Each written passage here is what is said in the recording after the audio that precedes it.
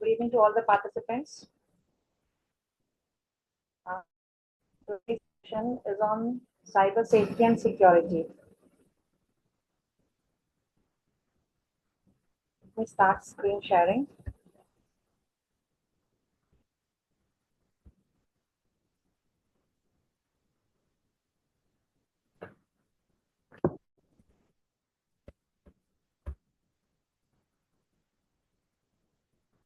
Is my screen visible?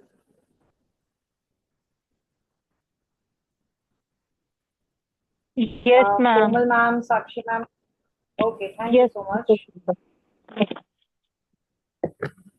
So today's session is on cyber safety and security, as we all know.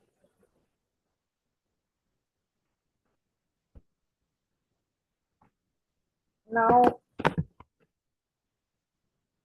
welcome to our discussion on cyber safety and security in India, which is a crucial topic for teachers and students navigating the digital world daily. India's digital footprint is vast with over 750 million internet users, including more than 250 million students regularly. So, in today's session, this webinar is going to focus on daily internet usage, highlighting specific threats and essential safeguards for the school community specifically, as we are educators and we all need to know, what we must take care while browsing internet or while creating content for our classes or while sharing content with our colleagues or with administration, as well as if we are aware, we can guide our students also how they can be, a responsible uh, digital user.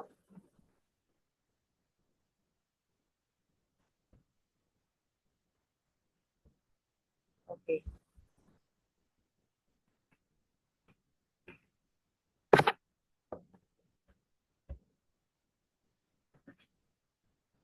Regarding me, my name, you all are aware, my name is Chitra Parashar, and I am a teacher of physics and artificial intelligence at Vidyaniketan School. And regarding my qualifications, I've done my master's in physics and B.Ed and have done multiple courses in educational and emerging technology. Okay. Now, navigating the digital reel. We all know, like right now in this webinar also, what we are using. We are using digital devices. I am connected to you from one part of the country to some device. You are also connecting to some device. How safe we are, how aware we are, what we know, what we ought to know. That is what I'm going to touch upon today's session. And few general things we already are aware, but all in all, in our profession, what we must be taking care of, that is what I'm going to touch upon. Why cyber safety matters in today's interconnected world. Digital literacy is as vital as traditional literacy. Every click, download, and share carries a potential risk. So nowadays, as you must be aware, like when you're sharing a lot of social media content, a lot of even a simple WhatsApp message, a simple GIF, a simple image which we are clicking and sharing is also risky. So we have to take care, use our brain at every other second click which we are doing on our devices. Intentionally or unintentionally, we are sending all those harmful things which we are also not aware to our loved ones. So teachers as digital guardians. Teachers are the forefront guiding students through online learning and ensuring a safe digital environment. Their awareness is paramount. Students, they are digital natives. Students spend significant time online for education, internet targets. Just a second. Education, entertainment, and socializing, making them key targets of cyber threats. So we all are aware, students, they are most of the time, as like this is the summer time, so most of the time they are using social media apps. And we as teachers, as mature people, we uh, are aware that suppose advertisements are popping up, we have this much sense and this much awareness that whether to click on it or not. But students may not have. They may find some ads very tempting or some ad very for example, Someone who is weak in maths may happen to see a ad which is, asking him or her to click on a link so that within 10 days their math would be superb. Some are genuine, some are not so genuine. So just by clicking on that particular link, he or she may happen to land up on a website which is not safe for him or her. So how do we make our students aware, digitally aware, so that they are, secure with their devices, to their devices, while browsing on online content, or while chatting on social media or sharing content online? Okay, a simple activity which I want you all to you know try out. A simple questionnaire which I have put up. Let us. I want you all to drop your replies in the chat box, and let me see how much we are digitally aware. Okay, so a simple thing which is there, which email address is most likely a phishing attempt? I want all those who have joined with me, I want to try out this question that there are four options written in the email addresses, four options are there. Which one you feel is a phishing attempt? And anyone who is not aware what is phishing, I am going to explain to you, but please try it out. Let me see who all are capable of resolving this out. Which one is a phishing attempt? Good evening, Pratiksha ma'am, Sarita ma'am.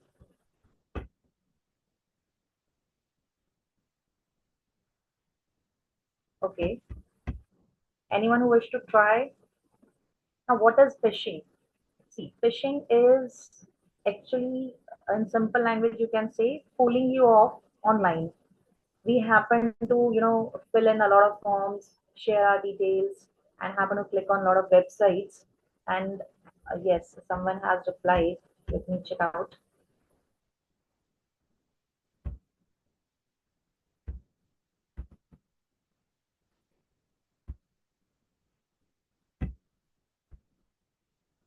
C. Okay. And Mozi ma'am is saying C option, school help desk @secure mail. Very good. Okay, can you explain why? So you can unmute yourself and explain why have you picked this option C?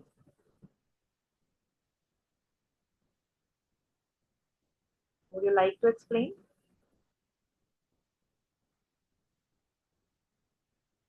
Okay, anyone who wants to try this out? A simple question. Okay, Tripti ma'am is saying D.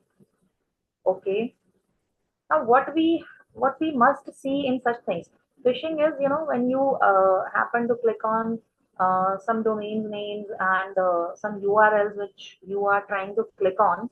What you must carefully observe is that they may look similar to the official one or real one, but they are not actually. Okay. For example, when you shop online, you happen to click on Amazon support. Okay, so it may look very similar to Amazon link, but something, it may be a misspelling, it may be a different URL domain which you may land upon. So you must see the ending part of it. It should be a proper, either very frequent websites you happen to visit upon, or a government website. So the ending part you must take care of.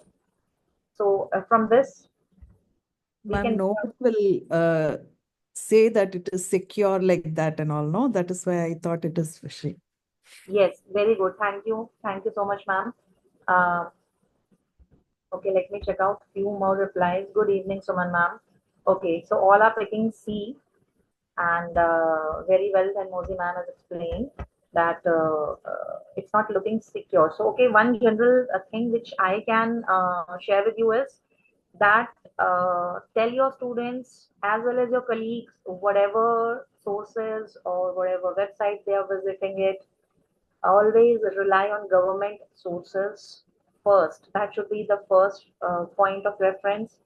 Secondly, the authentic websites which are officially recorded. Suppose there are different private platforms also. So you must be yourself aware that yes, they are genuine people. Then only share with your students or with your colleagues, and do not ask your students to just randomly, just Google and take content from anywhere. These particular URLs, the .com means it is Gmail. We all know it is a commercial website. Then .in, edu.in means the domain name is telling that it is some website related to India. Now the third one is some cooperative, some CO. Okay, some company is there, but it looks suspicious. And the last one is info.com. So what we have to, give a glance upon while clicking any particular website or any particular link is must check the spelling, that whether it is correct. We must check that sometimes what they may do, for example, Amazon I was discussing, Amazon as the spelling, and hacker or who is trying to give you a phishing link, they may change the spelling as Amaz 0N. So while just clicking on it, you may not happen to identify the difference between 0 and O. But yes, student may fall a trap. We also, when we are in a hurry, may fall a trap. So we have to make it a habit that whichever link we are clicking upon, just carefully look at it, then only click on the link. Okay, then next try. What makes a strong password? There are few options given. So I believe we all are aware of this. So let me check out whether repeating characters make a strong password, or a random, numbers which we also tend to forget, that makes a strong password. Anyone Ma'am, want? Yes, Mahima. mix of uppercase, Uppercase, lower lowercase. Okay, very good, Mahima. Okay, thank you. So many replies are also coming in the chat box. So all are replying C option. Okay. So anyone who could explain why we pick always this uppercase, lowercase? Why? Why a mix of this? Anyone has a reason? Ma'am, because it is difficult to, just pre-assume. It is difficult to assume what kind of uppercase, what is the lowercase. Very good. Very good, ma'am. है ना? Yes. Because if someone is aware of the birth date, many of our friends, relatives are aware of the birth date. Exactly. And they can try it. They can try it. And repeating characters is also, it's not that much easy, but it can be.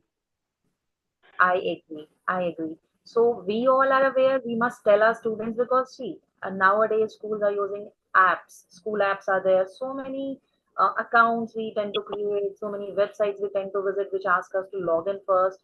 So how many password would we recall? So we also make it a habit. Yes, it has to be easy. Otherwise, we also will find it difficult to log in again and use those sources and resources.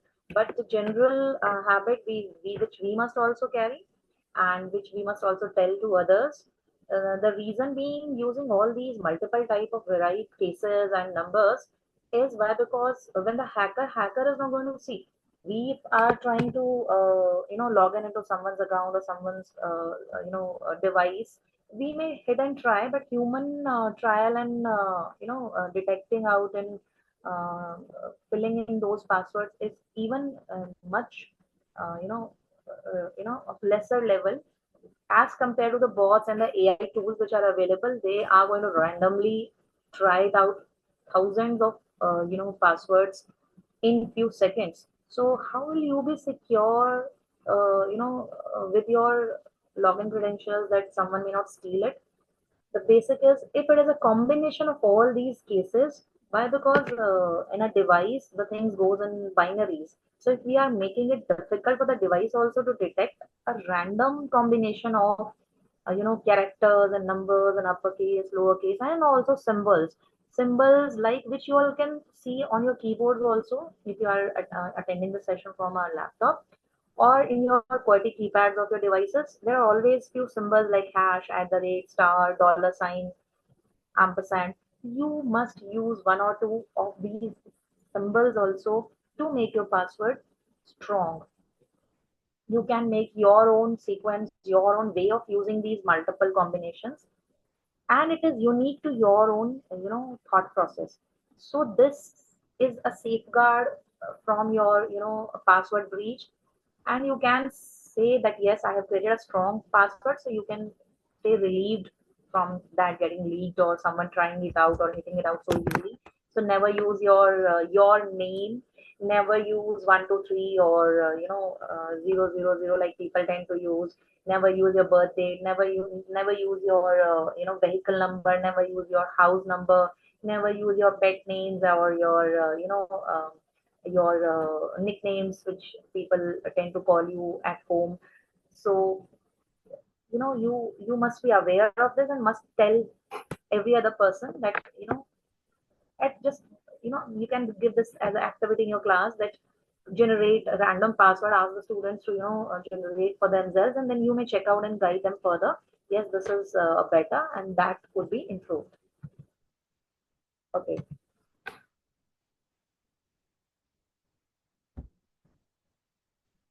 Is it safe to do banking on public Wi-Fi without a VPN? Now, how many of us would like to answer this one?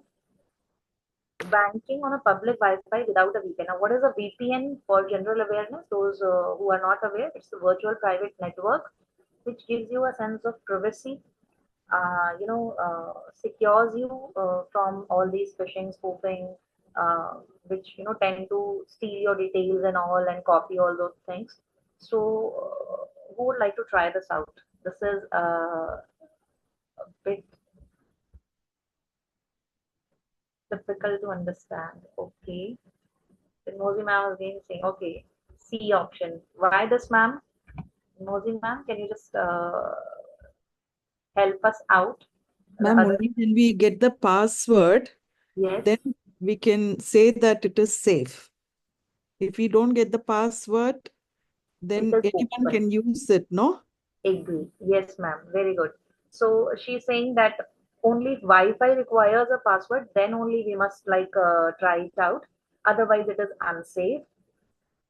Um, but I would like to add upon to this here that yes, VPN transactions, if you tend to try, if it is password secure, you may try it out. But whenever it is a public Wi-Fi, I would rather suggest that do not do banking transactions on a public Wi-Fi. Rather use your mobile data to secure yourself from any mishap. Okay. I agree. When it is a Wi-Fi password secured Wi-Fi, you can trust that. Why? Because only the people who are aware of the password, uh, can use it. But again, the answer comes to the same question: what if the password is so easy that people are able to guess and break it in and connect with your device, which you might not be aware in the background? Uh, you know, Someone in a public Wi-Fi, even it is advisable that while you are visiting airports, railway stations, we tend to like people tend to charge their devices on the ports and slots which are available because device has to be functional all the time. So if I tell you it is not advisable on that end also, why? Because you're physically connecting your device to some port or some slot, there might be something behind that switchboard which maybe you have connected with your charger, which is going to act as a data cable, and something if it is attached to that particular slot is going to connect to your device and may be able to read that device. So it's not advisable to charge your devices on public places. It's not advisable to use public Wi-Fi's until unless it is very urgent. Please do not do banking transactions, avoid that. Otherwise, yes, you can do for general browsing and for watching content. That's normally safe, but try not to log into your personal things. Okay.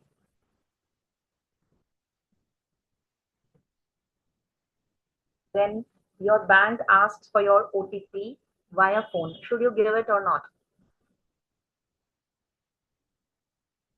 Your bank is asking for your OTP via phone. Who would like to try this out? Few replies.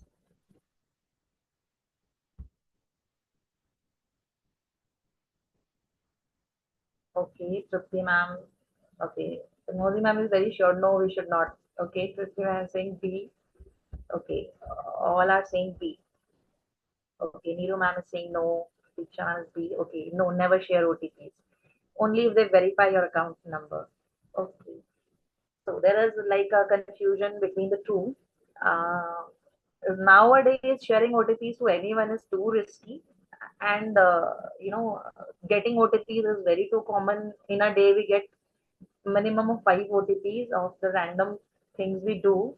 But is it safe if your bank is asking via phone? Yes, I would go with the option no, never share your OTPs. Why? Because see, if, unless you are going to block your card, or you're going to, you know, just block your account. In that case, even they don't ask for OTP. If they are bank officials, they are having the details and credentials.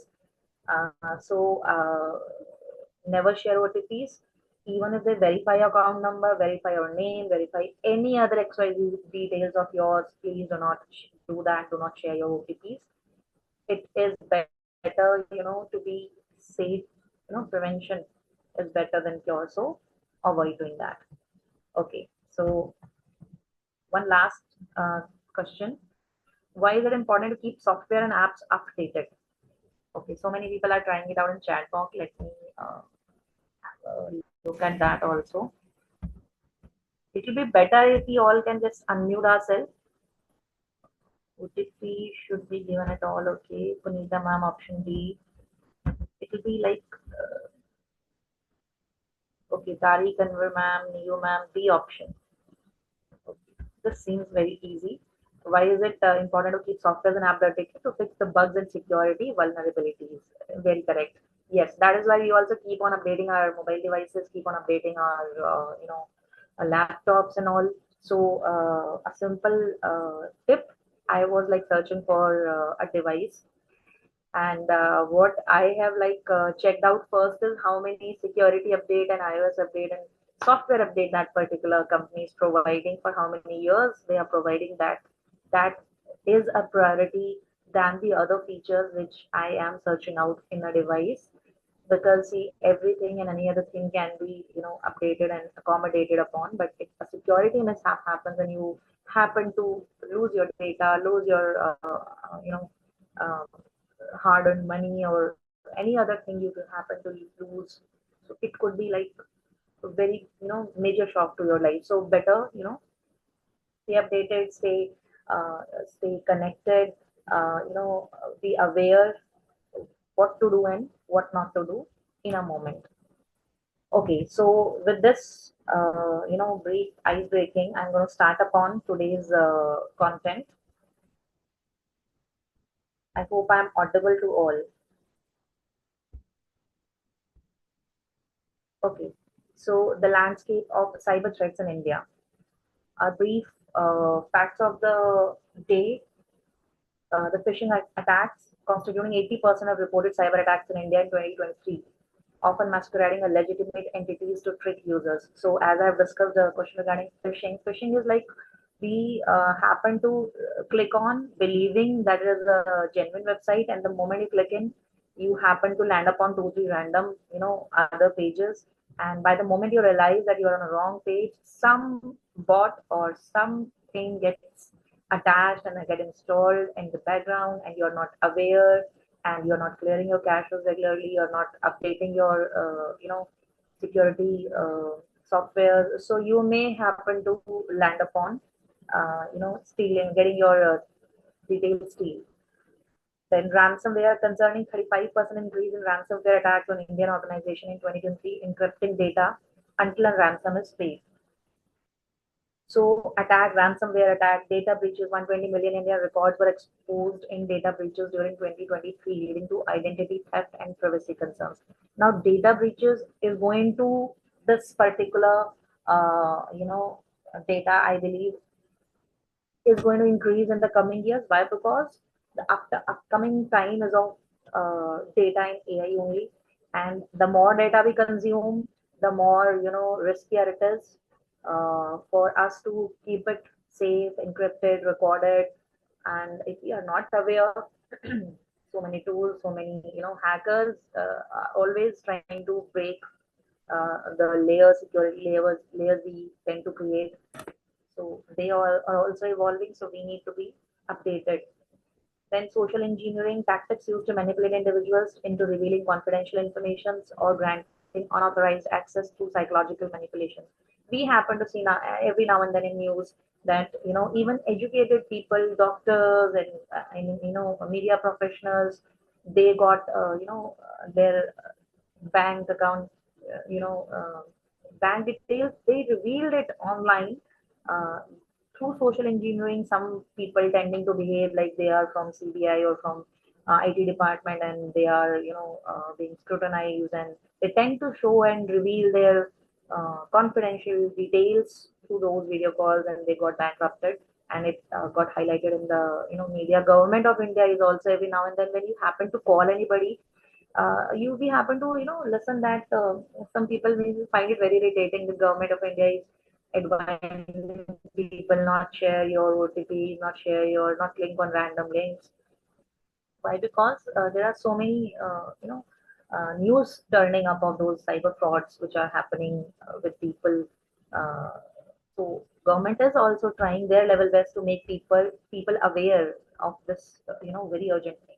Then cyberbullying and online harassment, that is, we all are aware. Our students may tend to fall upon a trap of this. So we have to be aware.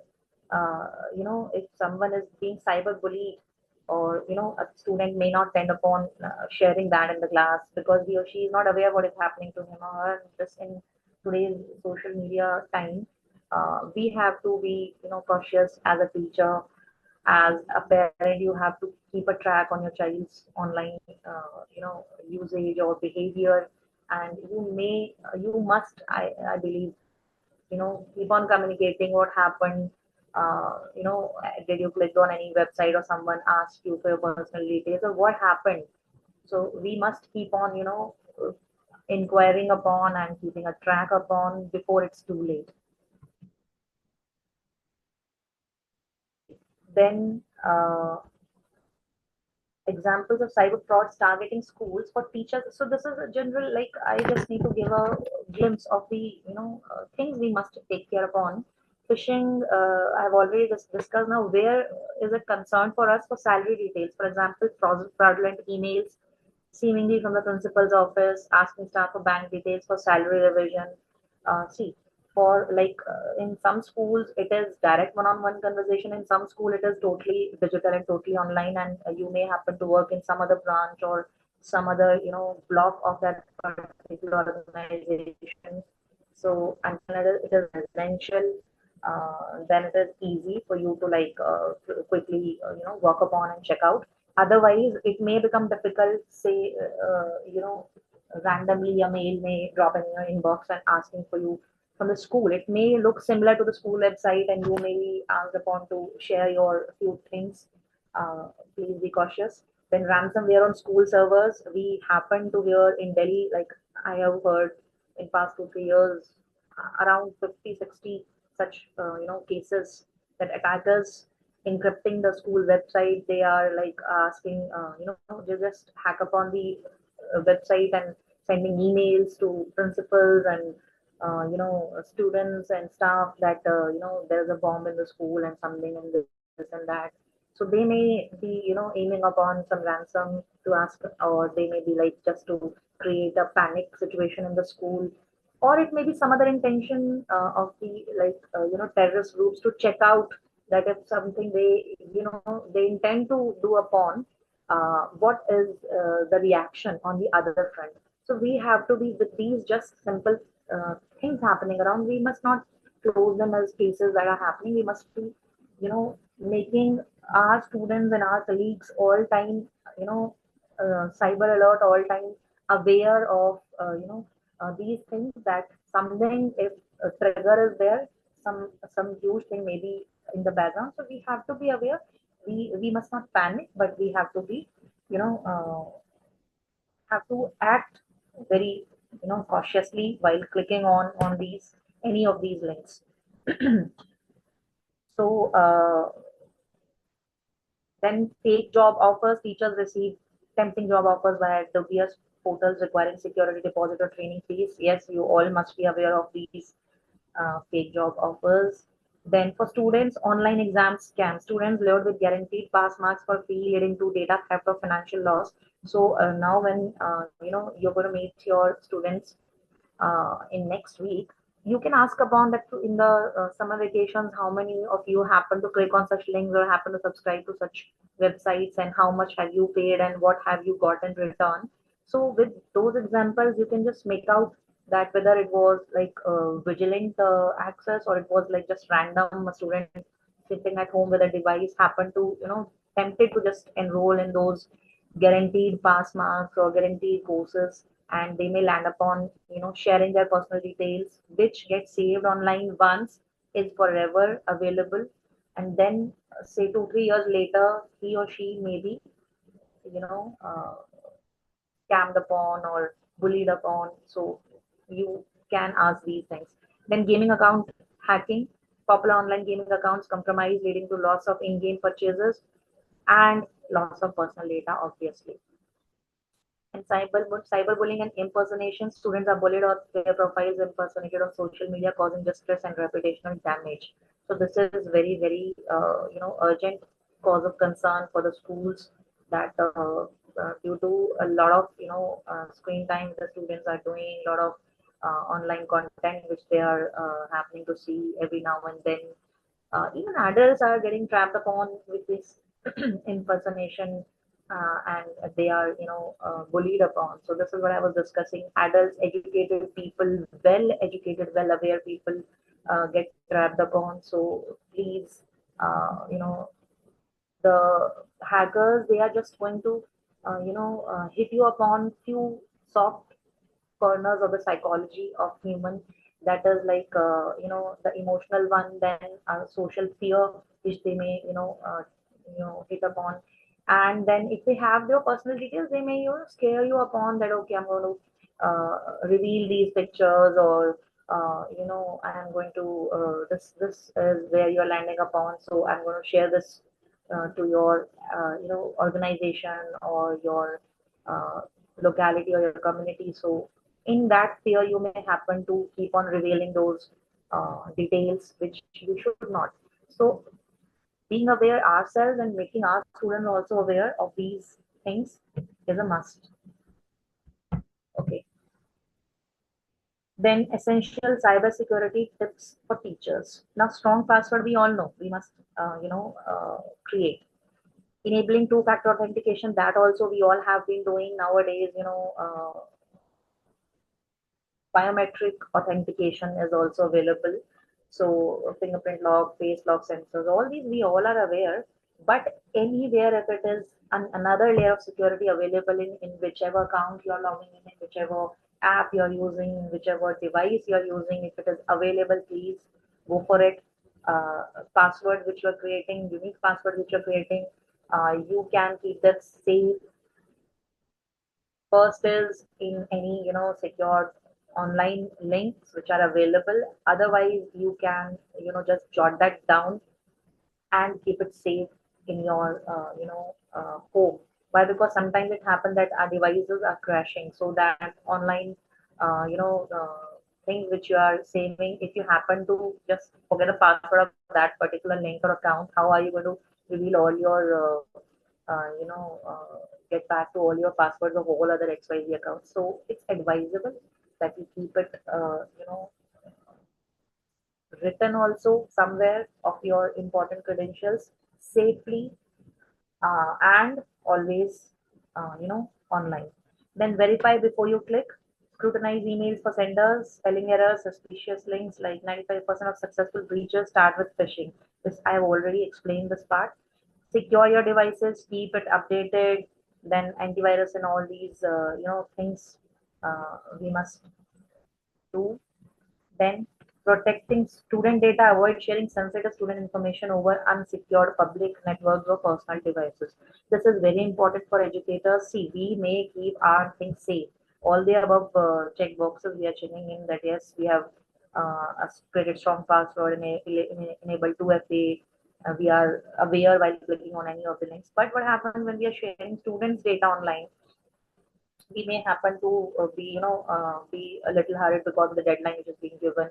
we just happen to upload all the things which are,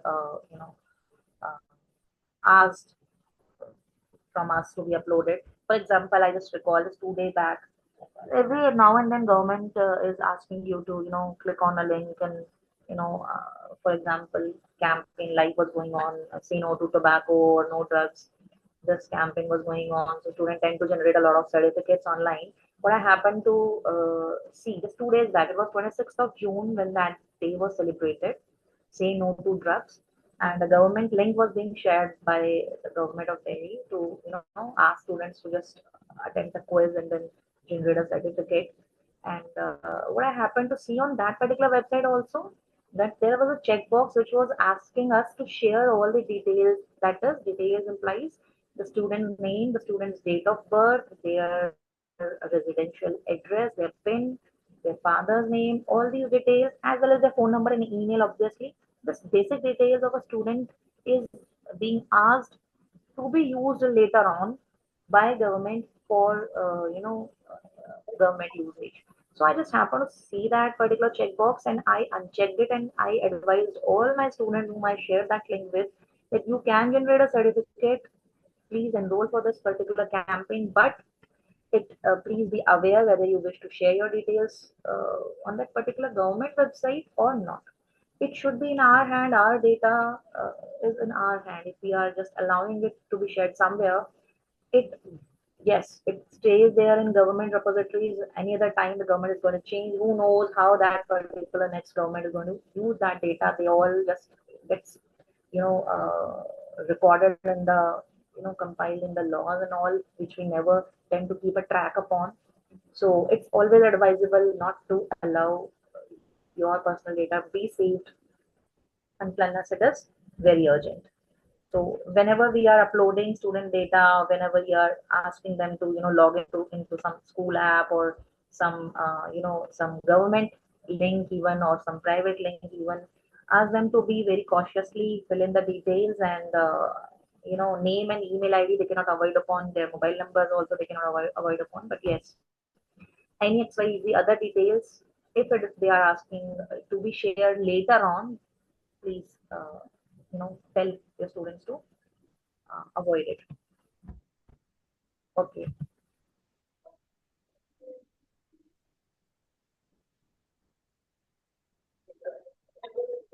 Now, recommend security features and app. Yes, this I have already discussed, that we must install reputed antivirus and anti-malware, then VPNs for encrypting internet traffic, especially on public Wi-Fi networks in cafes, airports, and ensuring your data remains private. You can go with VPNs, but please be double sure when you are doing your financial transaction through VPN also. Then browser security settings, you can check out those security settings of the browser while browsing the internet, and you uncheck the unnecessary ones. Okay. Then Government of India guidelines. These are the few guidelines which Government of India has released, has been advertising every now and then. National Cybercrime Reporting Portal, cybercrime.gov.in. This particular cyber dose helpline, yes, it is functional, it is very active, and it is very efficient way. If any of your known happen to get a trap in cyber fraud, please immediately report to this website. And what you ought to tell to these people sitting on the other end on this particular number 1930, whatever financial fraud that may have happened to you, just need to tell your name, your details of that account number, how much money has been transacted. You may share the screenshot of the transactional details. Immediately, just rely upon them, and then just tell them that this is what has happened, and then give them time. They are going to report back to you with whatever they could trace upon. Then CERT, Indian Computer Emergency Response Team, issues advisory and alerts on the latest cyber threats and vulnerabilities. We as educators must keep on visiting these websites. It is acting as India's national agency for cybersecurity incidents. So CERT, you all are aware, this is a emergency response team. Then Digital Personal Data Protection Act.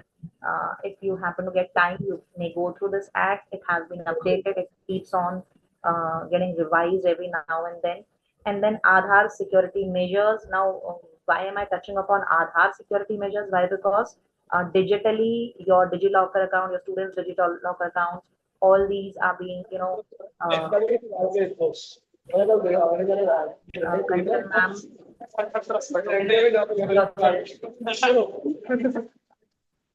Kanchan ma'am, please mute.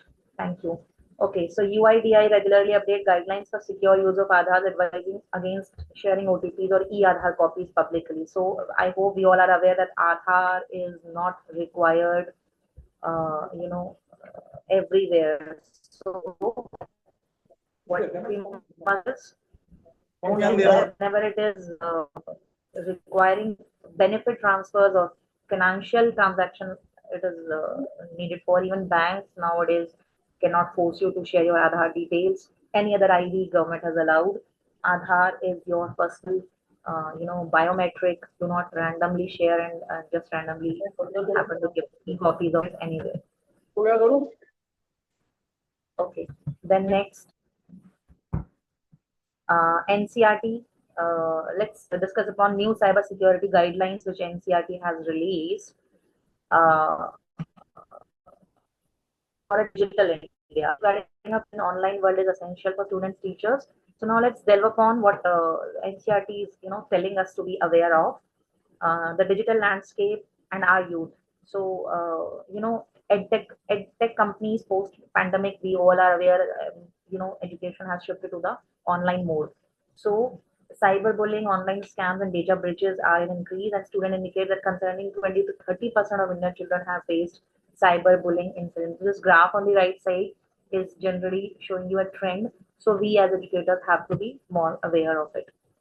Then, uh, developed by NCRT in collaboration with Ministry of Electronics and Information Technology and CBSE. These guidelines aim to foster safe, ethical, and responsible online behavior. They provide holistic framework for K to 12 educational institutions. So, we must be aware of these guidelines, and we must know. In this session, I'm going to just give you an overview, and we as educators must be aware what is concerned with us and what we must be updated with, must be telling our educational community to be aware of. Now, what are the pillars? The first pillar of this particular guideline is robust policy and governance. So school must create school cyber safety policy, develop a comprehensive policy outlining safety measures, acceptable use policy, implement guidelines for all stakeholders, students, teachers, and staffs. So this pillar one is indicating upon policy making for the schools, which is acceptable by all. Then incident response plan, draft a clear plan for managing cyber incidents effectively. If some cyberbullying is happening in a school and in your vicinity, in your particular organization, what steps are you going to do? This guideline is asking you upon to create the IRPs. Then data privacy controls, establish strict measures for protecting personal information. Okay. Then next step in the NCRT guidelines, secure infrastructure and technology. So deploy essential security tools, firewalls, antivirus, intrusion detection measures in your particular school, and conduct regular security or audits and vulnerability assessment to identify the weak areas and rectify them. So secure Wi-Fi networks and robust security controls in the school administration is the second need or the second indication which these guidelines are hinting upon. Then third is awareness and capacity building. Is like we all are right now taking this session is nothing but awareness about these things only. So teacher workshop, student training, parental programs, and digital citizenship. So third point I believe is very important pillar in this particular capacity building and awareness, that parental programs in which you tend to conduct workshops, making the parents aware how they can, because you as a teacher is not vigilanting their online behavior at home, so you can make the parents aware so that it's a collective effort to secure yourself. Then the fourth pillar, monitoring and reporting mechanism. The cyber grievance officer has to be appointed in schools for handling the cyber related complaints. Anonymous reporting channels, establish accessible and anonymous channels. If a student happened to be cyberbullied or some sextortion is happening or something, anything, phishing, spoofing, any other scam, XYZ scam, which he or she may had been, facing upon. Anonymously, the child can come and report. Then incident documentation, maintain detailed logs and documentation of all reported cyber incidents which is happening. And law enforcement, collaborate with law officers in that particular vicinity and agencies as per the IT Act 2000 and POCSO Act 2012. So I believe I'm not going into these IT Act and POCSO, but I believe that we as educators understand the angles which with this particular is diverting upon, how much crucial and important it is for us educators to be,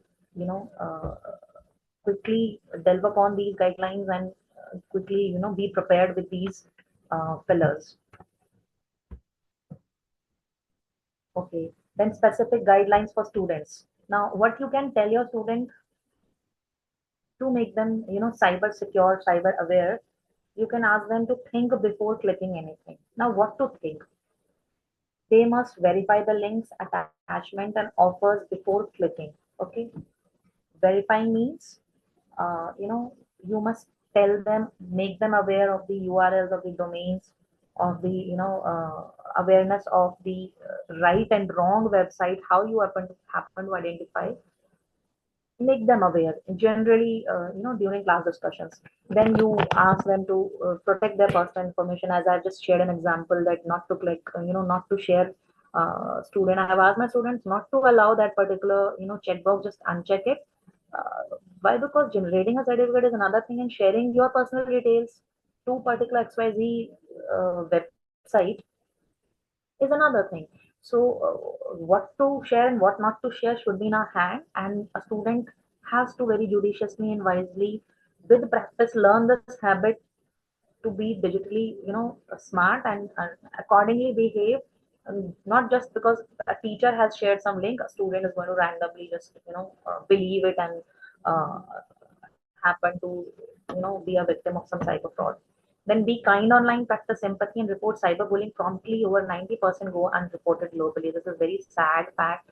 But yes, we can as educators make our students so comfortable in sharing any cyberbullying or cyber, fraud case, or any uncomfortable thing which they may have happened to face online.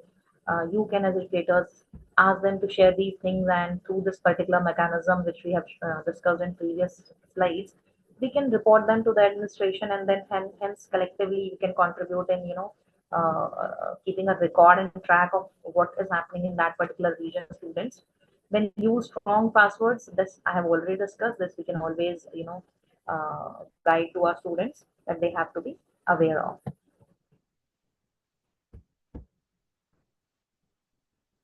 Okay, for teachers, the specific guidelines by this NCRT is that teachers play a crucial role in shaping a safe digital environment, integrate cyber safety, incorporate cyber safety education seamlessly into daily curriculum and lesson plans. This is the need of the hour. Then role models act as positive role models for responsible and ethical online behavior for students. So while you are, sharing your content or taking a smart class, every now and then you can, keep on sharing that knowledge which you are gaining as a educator. You can keep on giving that, telling your students aware, making your students aware of what ought to be done when you say click a website, or when you say happen to attend online quiz, and how they have to behave, as aware students. Then address cyberbullying, identify and address cyberbullying incidents promptly, empathetically, and effectively. This I've already discussed on the student part. Make the environment so, conducive for them to share it with you unhesitatingly. They must come up and turn up and tell in detail what has happened, what they have done, and what actually, they have gone through, so that you can help them report that incident to the administration, not only to the administration but to the agencies which are around, so that correct action can be taken before that, bullying or fraud happen to thousands of other students in the vicinity. Because these hackers, if they happen to trap someone through some way, they are going to obviously try that same method on others till the time the method gets revealed. So, whistleblowing is very urgent. and for that you need to be aware what has happening there. So it should not be, gossip behind the door. It should be open discussions, which every student, every educator must be aware of. So utilize official resources, official educational resources for online teaching and learning safely. For your awareness, NCERT has released few courses on also through which you can make yourself aware of these cyber security measures. Okay, for parents, when you are conducting the sessions or workshops for parents, you must tell them to be engage and encourage open communication, honest and open communication about online experience with children. Parents must be taught about it, must be encouraged to allow it in the house. Then parental controls are always there. Implement age appropriate parental control tools on the devices and home network. Just imagine, fourth standard, fifth standard student happen to land up on a insecure and unsafe website. Parental controls are always available. Tell the parents, teach them, train them how they can use website settings and allow these parental controls to ensure the safety of their child. Then parents must monitor the activity, online activity, and must guide the students to give consent, prioritizing safety and other privacy concerns of the child. Then stay informed. Stay informed about popular apps, games, and social media trends your child uses, because there have been cases in which like few games, like Blue Whale and all, few years back was so much in news. Students tend to follow games. Parents are thinking, yes, my child is playing a game, but that those games landed upon misguiding those children to end up their life finally. And when they are dead, then the parents got to know that yes, this has happened. So please uh, tell the parents to be very very aware of what their child is doing online. Reporting cyber crimes and staying updated. Immediate reporting for financial fraud. 1930 is a working number. Local police reporting, school IT department, CERT advisories, and awareness programs should be conducted every now and then in the school premises. With this, I end up my session. And any questions, any queries, if are there, are most welcome. Few messages in the chat box are there. Anyone who wishes to ask anything can please unmute. Tariq Anwar sir has replied regarding phishing emails, suspicious or unfamiliar sender. Yes, very correct, Tariq sir. Good evening Good ma'am. evening, Suman ma'am. कैसे इसके पहले जो मैंने join किया था उसमें कोई number आया था, उसी नंबर पे हम लोगों ने पे कर दिया था, सर्टिफिकेट मिल गया था। फिर इसमें कोई आप नंबर देंगे या लिंक भेज? Sure, ma'am. You are going to get the number, sir. Over to you now. People are asking for the Query participants. once we are done with this particular Q&A session and feedback. I request you to kindly stop the screen sharing, ma'am. Sure, sir. Sure.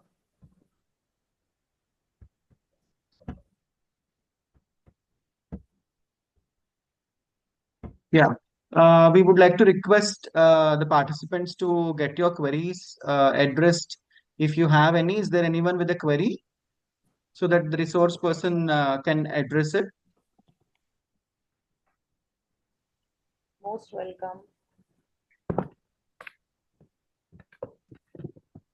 I believe there are no queries. And we would also like to welcome, nowadays schools are asking for Aadhaar. Is it safe? Yes, Chitra ma'am, this is a question to you. See, schools, yes, I agree. Schools are asking for Aadhaar, but many schools are not making the parents and children aware that they are not safe, because CBSE has, asked for this DigiLocker, and these. It has made it a compulsion. So yes, a child has to share their Aadhaar details, but outside school, whenever a child is tending to ask, then ask about in college admission, or say in any other, coaching and all, they are being asked upon. Please use the virtual Aadhaar generated numbers For school, yes, it is reliable. You can share. Really? Otherwise, please don't. And schools are even asking Aadhaar numbers in the process of generating APAR IDs. I believe everyone is aware about APAR ID. Even in the CBSE site, also a special tab is given to complete the APAR ID generation and enroll. I mean, give the number of the students who have generated, who have got their APAR IDs generated. So, if a school is asking for Aadhaar number for a purpose, specific purpose, that is safe. You don't have to worry about it. That's what even I would like to add here. And thank you one and all for a wonderful participation. And also, I would like to appreciate